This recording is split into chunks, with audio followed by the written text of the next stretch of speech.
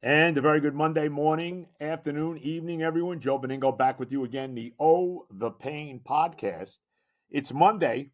It's February the 3rd. It's 2025. The Joe Benigno The Pain podcast brought to you by the Hackensack Brewing Company, by Anita Discount Tire, and of course, by our good friends at Manscaped. I want to again apologize to everybody for no podcast last week. I was sick as a dog, had this neurovirus or whatever the hell it was that really kicked my ass. I mean, I got to tell you, I don't get sick. You know, my wife can tell you that. 30-something years of marriage now. I've never been sick like this. I think the last time I was this sick was maybe when I was 5 years old. I mean, really, when you got it coming out of both ends at the same time, man, you know something is wrong. So, finally feeling pretty good. You know, still got a few remnants here or there. My stomach's still a little bit queasy, but boy, it was a real. I got knocked for a loop last week, so I apologize for no podcast. But here we go as we start a new month and we start a new week, and we close in, getting closer to golf time at least. That's for sure. I want to start with this Laker trade because when I found out about this the other day, actually, of course, Joey T was the one who informed me about it. Joey T should be in the media. He really should. And we also hope Joey T actually exploring love last night. Yeah. So we can only hope that Joey had a successful night out. The odds are probably against it, but we hope that he did. But anyway, be that as it may. How about this Laker trade? Isn't it amazing how the LA Lakers have basically gotten every freaking big player that there is in over the last going on 60 years. I mean, it's unbelievable. They get this trade. They trade Anthony Davis for Luka Doncic, which has had, the guy's 25 years old. He was just a couple of years ago, or even last year. You're looking at him as if not the best player in the league, one of the top 5 players in the NBA, and somehow the Lakers wind up with this guy. I mean, what was Dallas thinking about here? Unbelievable. And I know he's had issues being in shape and stuff like this, but just incredible that this deal went down. And when you think about it, every freaking big player that I can ever remember, the Lakers, as I said, have wound up with. You go back to getting Wilt Chamberlain back in like 1968 from the Philadelphia 76ers. How about getting Kareem Abdul-Jabbar in a trade in the 70s from the Milwaukee Bucks? Unbelievable. Even Magic Johnson and James Worthy, who both actually were drafted by the Lakers in the 80s, even those guys, they got in a trade.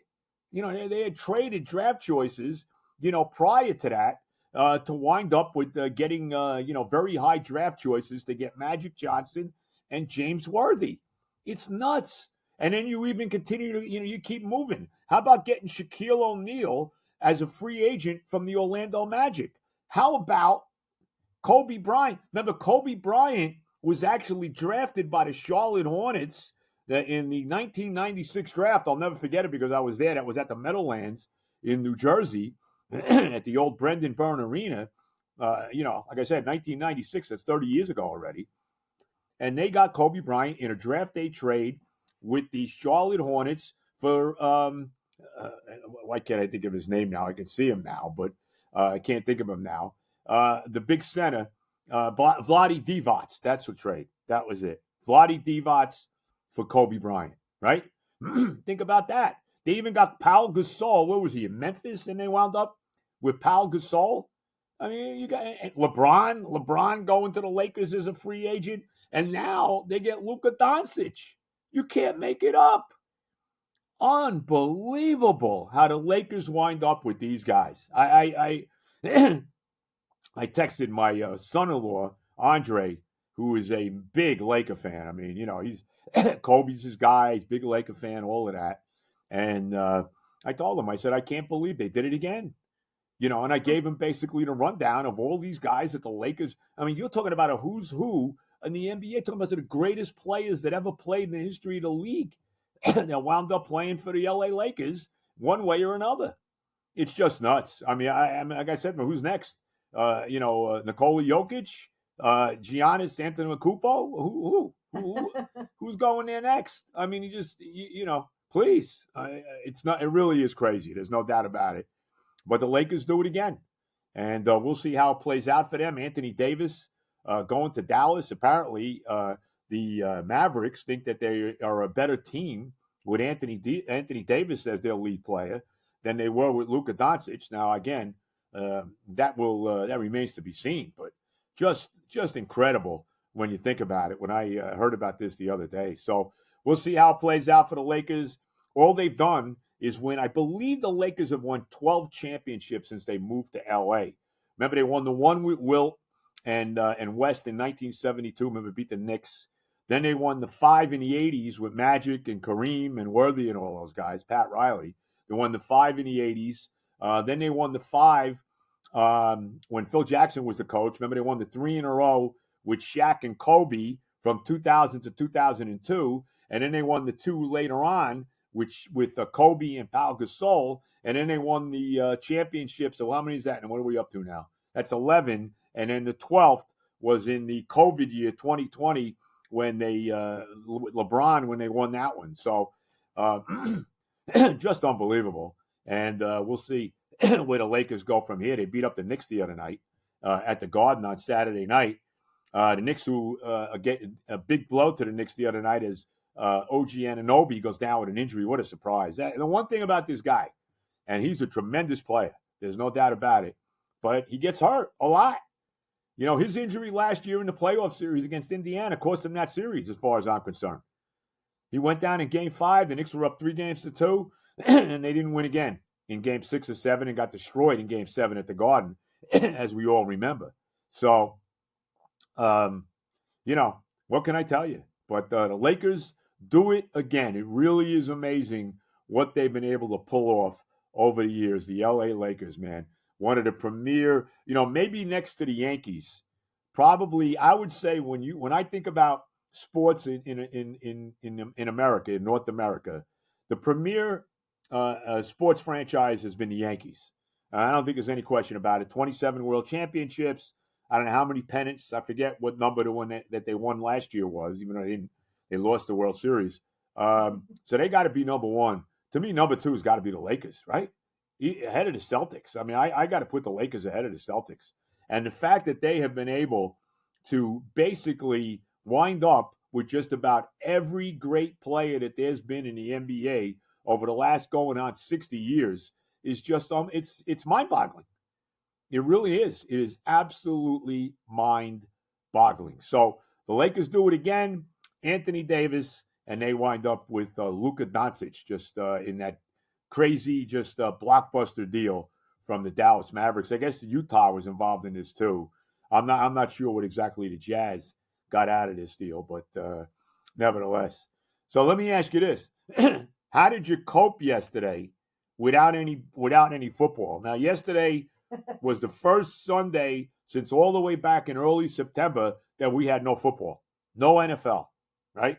Super Bowl next week. I mean, how do you handle it? How did you handle it? It wasn't easy, but I managed to get through it. I did a lot of reading yesterday. I'm reading this book. My wife, I'm a big guy when it comes to American history. I don't know if you know that. Nobody really cares, but I am. And I've been reading a lot of books, all these Bill O'Reilly books that I've been reading, and all of this. His Killing series, his great book on confronting the presidents. Even though I had some issues with that, I won't get into what they were, but nevertheless. So one of my all-time favorite presidents is our 18th president, and of course the lead general of the Union Army in the Civil War, Ulysses S. Grant. Of course, he's also on a $50 bill, for those people that don't know who that is. Anyway, because they don't teach American history in this country like they should be, but that's, again, just another story we could go on and on about. But so I've been reading this book on Ulysses S. Grant. My wife got me the book, right? Because I said I'm interested in it. It is at basically 1,000 pages, this book. I mean, it is the detail of Grant's life is beyond. I mean, really. Detail. I'm up to page 455, and we're still not out of the Civil War. We're just, we're closing in now. We're in late 1864, and the Union Army is starting to take control now. William Sherman just had his march through Georgia, the march to the sea through Atlanta and all that, which really kind of once and for all seemed to have tipped the war in the Union's favor.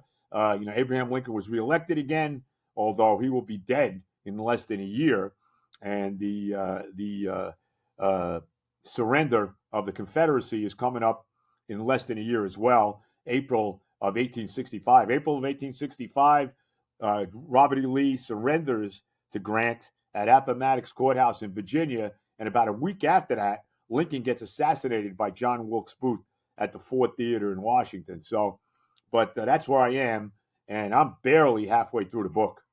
So, but it's a great book if you're into President Grant, General Grant as I call him. This is the book that you want to check it out. Ron Chernow wrote it, so very, very interesting. So that's what I was doing, and then I watched Pebble Beach after that. The golf season when we hit Pebble Beach. To me, the golf season is back in play again. Now we start getting into Pebble. This week you got the Waste Management. They call it the WM now, Phoenix Open, which is one of the great tournaments, the great stadium hole on 16 with all the crazies. Everybody's drunk and all of that, on that crazy par 3. So that's coming up this week. It's always Super Bowl weekend. Next week you you have the Genesis Riviera in LA. So we're starting to get into it. Then you get into the Florida swing. Before you know it, you got the Players. Before you know it, you got the Masters in April. So we're starting to really move in to the season of golf right now. So I don't know. My wife's looking at something online. She's laughing about. Who the hell knows? But whatever it is, it's unbelievable. But nevertheless, probably looking at a couple dogs kissing each other or something. But nevertheless, back to the golf. Rory McIlroy winning yesterday at Pebble Beach. Really closed it out nicely in the back nine on Sunday. He beat Shane Lowry by two shots when it was all said and done, 21 under par. Lowry was 19 under. So we are now officially moving into that golf season. And unfortunately, really can't play up here yet. We even had a little snow yesterday. It's supposed to get a lot warmer today, almost 50. But what good is that? We had little more snow again yesterday.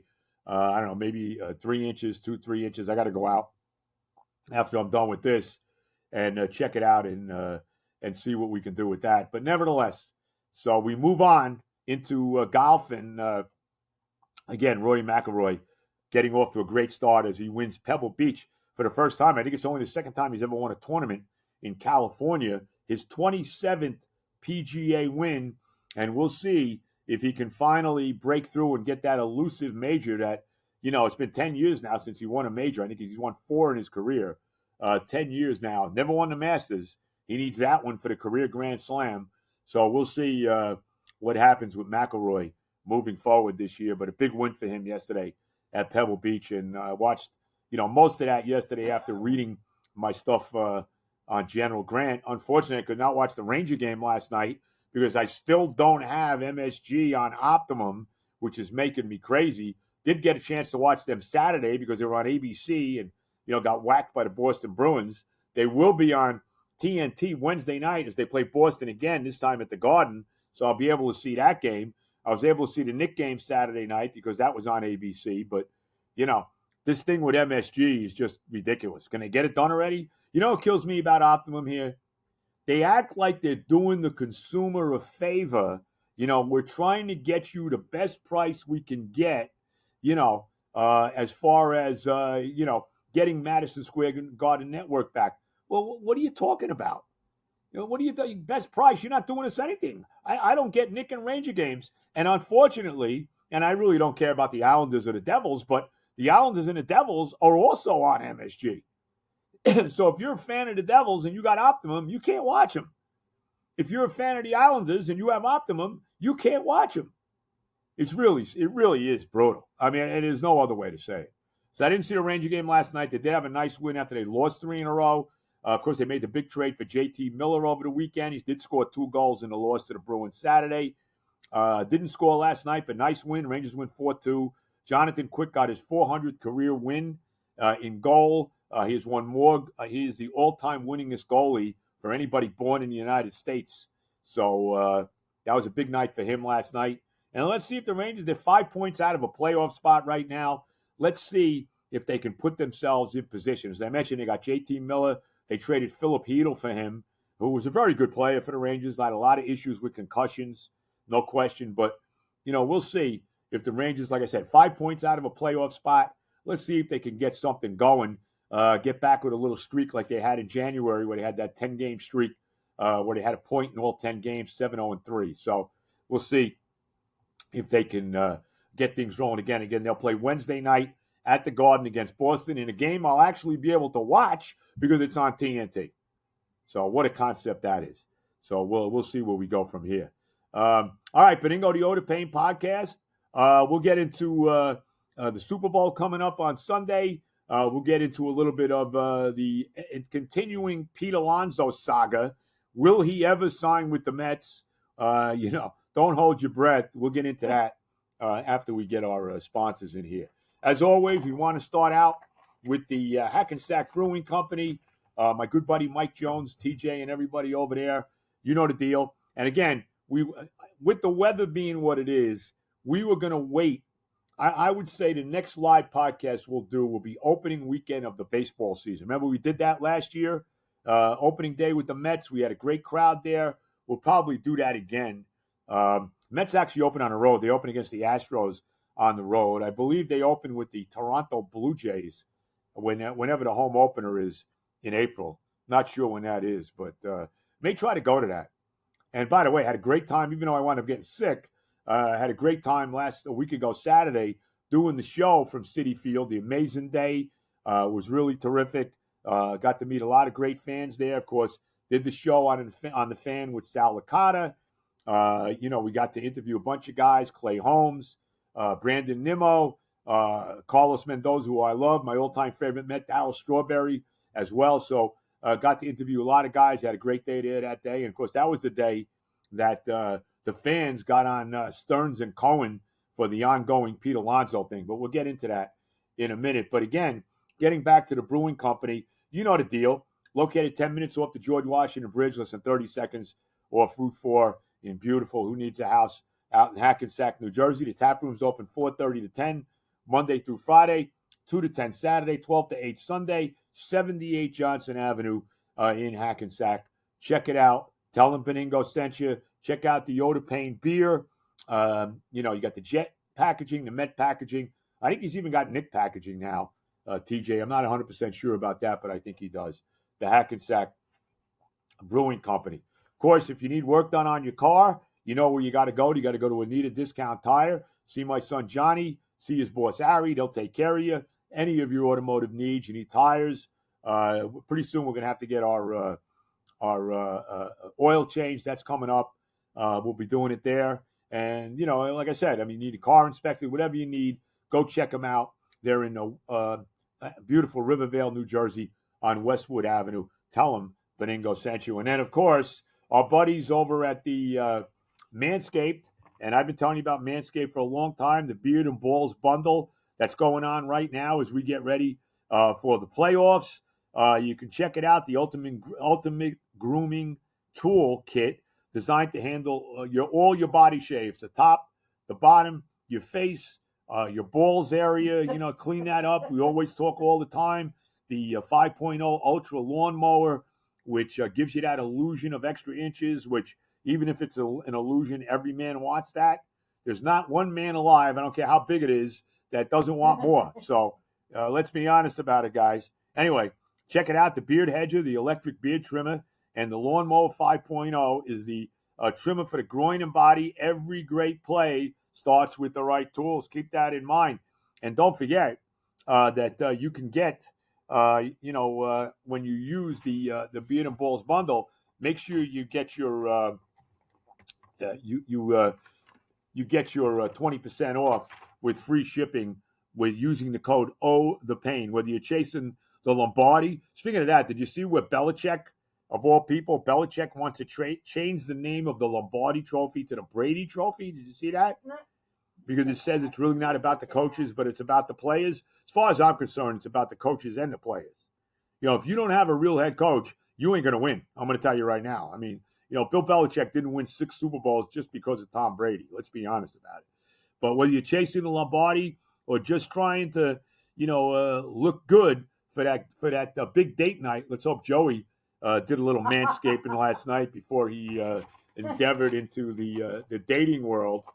Now, wouldn't you have loved to? And I'm sure Kenny would agree with this. My buddy Kenny Scarabaggio. Wouldn't you agree that you wish that you had like a camera to view Joey's date last night, and you could sit and break it down, right? I mean, how much would you have paid, Kenny? If you're listening to the podcast, how much would you have paid to watch Joey last night with this date with this young lady? Oh my God! How much did he talk sports? Yeah, right. I wonder if he was breaking down the Pete Alonso situation with this girl. I mean, Jesus. I'm surprised he went out. Seton Hall had a game Sunday night. I'm surprised he went out. I mean, come on. Seton Hall stinks this year, but no. Speaking of that, how good is St. John's? Oh my God! But they did survive on Saturday at the Garden against Providence, a game where they blew a 20-point lead and almost blew it. Kadari Richmond saved them at the end. But again, don't fumble your grooming game this playoff season. Head over to manscaped.com to get the Beard and Balls bundle. Again, 20% off with free shipping, whether you're chasing a Lombardi or just trying to look good, like I said, and use that code O to Pain. And don't forget, not only does Manscaped make, the Ultra 5.0 and the Beard Hedger as well, but you also got the shampoo, and conditioner, which does a tremendous job. The underwear, I'm wearing one of their undershirts right now. Gotta love it. The underwear, which keep your balls right in place. Sometimes you get those underwear by Fruit of the Loom or whatever the other underwear people are. I can't think of them all, and Hanes, right? And stuff comes out. You don't want that. You don't want stuff coming out. You want to be playing golf, and all of a sudden you're getting ready to hit the golf ball, and your balls are coming out too. And you don't want that. As I take a little water. How much would I wish I would be playing a little golf today, but that ain't happening. But nevertheless, so check out Manscaped, and we really appreciate the business that they've been giving us. All right, Benigno, the Oda Pain podcast. The Pete Alonso situation just continues on. I mentioned what happened at the fan day, the amazing day last week at Citi Field, where the fans started booing the boy genius, David Stearns, because he's really responsible for this. I mean, you can say whatever you want. You can get on Pete for the contract. You can get on Scott Boros. You can get on Uncle Stevie, although, he really should be taking control of this at this point. The real reason that this Alonso deal has not happened yet is because of Stearns. Stearns doesn't want him. Stearns, who knows? I don't know for sure. But the way I see it, Stearns never wanted Alonso back, okay? Never, at any price. Pete could have played for $100,000 over the next 3 years, and he still wouldn't have made the deal. Because that's exactly what, to me, it's all about Stearns. Stearns didn't want him. The fan base was booing him, and then they started chanting Alonso. And then, of course, Cohen got involved, and, he started trying to say how difficult the negotiations have been. The Alonso negotiations have been more difficult than the negotiations with Juan Soto and all of that. And I've said it before, okay? I mean, it's almost like, to me, before I even get into that, it's almost like Stearns is just waiting for Alonso to sign with somebody else. I mean, you really get that feeling. I guess whatever the talks were with Toronto has fell through. You heard about the Angels, and that kind of died. You've heard even now the Reds, maybe. Can they just sign this guy? Really? You signed some nondescript infielder from the Cubs that I never heard of. You signed Ryan Stanek, right? Signed him. I don't know why they're not signing Jose Iglesias, but obviously they're not. That's not happening. So, OMG, see ya. OMG, SHIT. You know what I mean? See ya. But whatever. Can we get Alonso signed now? Can we finally freaking do that? But I really think that's what it is. Stearns don't want him. And I think the one way that this is going to get done is if Pete Alonso should get on the phone, or he should, wherever he is, get on a plane and get to New York and get in a hotel room or Citi Field somewhere and sit down with Steve Cohen in his office and say, Uncle Steve, I want to be here. Can we please get that done? Keep Stearns out of the freaking picture, and let's get this deal done. All right, please? I mean, Jesus Christ. And I really think that's the bottom line. I'm sorry. And maybe there's going to be a little bitterness between Pete and the front office. I think it's all between him and Stearns. But the fan base is on his side. Screw Stearns. Yeah, that kills me too with this guy. I don't have great love for him. And I understand everything he touched turned to gold last year and all of that. Look, it was a no-brainer they were signing Soto. And I wonder if, Stearns was really completely down with that move. I don't even know. I mean, I think Cohen handled the whole negotiations. I mean, I don't know, maybe Stearns was giving a lecture at Harvard or something like that when it was going on. But I mean, please, I mean, as far as I'm concerned, that whole negotiations was Steve Cohen. So I don't even know how involved he was in the Soto deal. but it's time now to get Pete done. But Pete needs to go see Cohen and say, look, Uncle Steve, I want to be here. Can we get this damn thing done already? I mean, spring training is 2 weeks away. February 17th is the date that the pitchers and catchers, I guess, have to be down in St. Lucie. So let's get this freaking thing moving already. Unbelievable. What a disgrace. This has really been a disgrace, this whole negotiation or lack thereof with Alonso and the Mets. I mean, come on. Give me a break. And again, you can blame Scott Boras. You can blame Alonso. To me, the guy who's most to blame is David Stearns, because David Stearns does not want Alonso. I'm sorry. That is the bottom line. He's never wanted him. I don't care what he said, what he's been saying in public or whatever. He's never wanted Alonso, and that, everybody, is the bottom freaking line. All right. Benigno, the Oda Payne podcast. Quickly on the Jets, and I mentioned this. Looks like Glenn has pretty much rounded out his coaching staff now for the most part. They got Muhay, however you say his name is, the GM. They got Steve Wilkes now as the D coordinator. They got this guy Eggstead, I don't know how you say his name, also from the Lions. He's going to be the OC. So we'll see how it all plays out. Now they got to get it straightened out and get Rodgers here. Rodgers has got to be the quarterback next year. I'm sorry. And I'm even okay with this, right? I'm even okay with, if you want to go out and take a shot with the 7th pick in the draft and draft a quarterback, whether it's, not that I love these guys, but whether it's Jackson Dart of Ole Miss, whether it's Jalen Milroe of Alabama, if you want to draft one of these guys and you take a flyer on him with the 7th pick, I'm good to go with that. I don't know what the deal is with the kid from Florida State, Jordan Travis.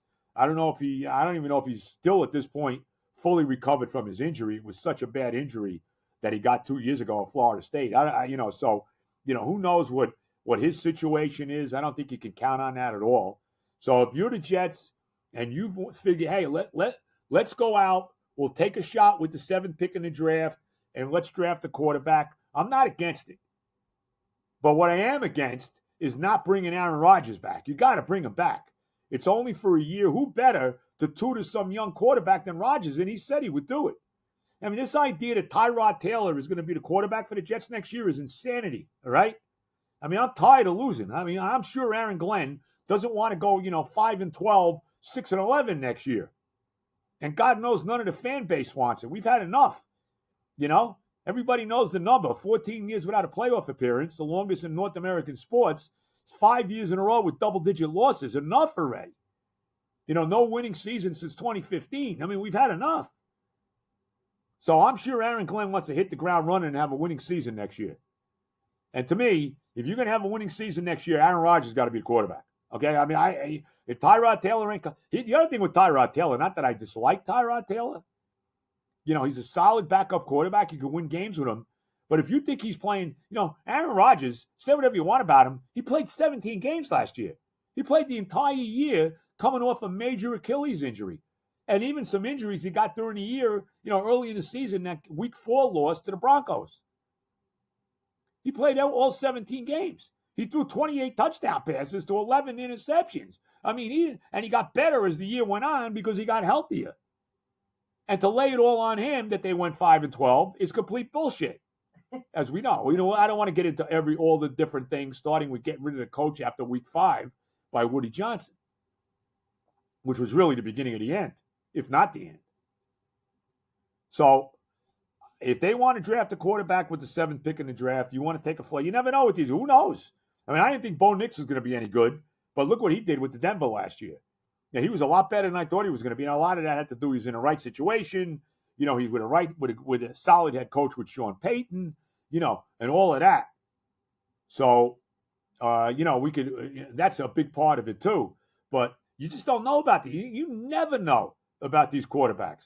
You never know. Remember, Jalen Hurts was a second-round draft choice, and he's going to the Super Bowl for the second time in the last 3 years with the Eagles. We all know where Tom Brady's was drafted. Joe Montana was a third-round pick. You never know when it comes to these quarterbacks. You just don't know. You could be the first pick in the draft, and you could be a disaster, okay? You could be the second pick in the draft like Ryan Leaf or Rick Meyer, and look what those guys turned out to be. You could be the last pick in the first round and be Lamar Jackson. And we know how good he is, although we're still waiting for him to win the big game. But, that's it. That's my story with the Jets. So if you want to do that, got to bring Rodgers back, though. To me, it's an absolute no-brainer. Now, if you want to have a winning season next year, Aaron Glenn, you got to have Aaron Rodgers as a quarterback. And I've said this a number of times, maybe it would behoove Glenn to get on a plane and get out to wherever Rodgers is in California. I don't think he's in the black hole yet. I don't think the Westkuchka, whatever the hell it is, that he started doing that yet. But maybe. I don't know. Who knows? Ashwanda something. Yeah, whatever it is. Something crazy. But I think it's time to get out there and get this done. And let's assure the Jet fan that Aaron Rodgers is going to be our quarterback next year. And I'm feeling good about Glenn. I understand he's a first-time head coach, but again, the Jet connection changes everything. He wanted to be here, all of that. So let's get the Rodgers situation tucked away and put to bed before all is said and done. And one last thing, Super Bowl week this week, the hype will be flying, as we know, as the Chiefs try to make history and become the first team ever to win 3 consecutive Super Bowls. Nobody's ever done that. We'll see if they can be the first team ever to do it. They're the 4th team to ever go to 3 in a row. The Miami Dolphins from 71 to 73 won 2 out of those 3. The Bills from 90 to 93, the only team ever to go 4 in a row. Of course, they won none of them. And then the Patriots from 16 to 18 winning 2 out of the 3. Kansas City trying to be the first ever to win 3 in a row. And they're the first team ever to be in position to win 3 in a row. Nobody's ever won 2 straight Super Bowls and then got to the played in the 3rd one with a chance to make it 3 in a row. So we'll see if they can make history next week. I would not bet against Patrick Mahomes and Andy Reid and Steve Spagnuolo. I'm sorry. As good as the Eagles are, as great a year as Barkley has had, as good as their offensive line is, as good as their defense is, I would not bet against the Chiefs. Kansas City, 1.5 favorite next week, 6:30 Sunday night in New Orleans. All right, everybody, have a great week. I'll be back on Friday for our next live podcast. Enjoy it, and we will talk to you then. Again, God bless America and all the love, everyone.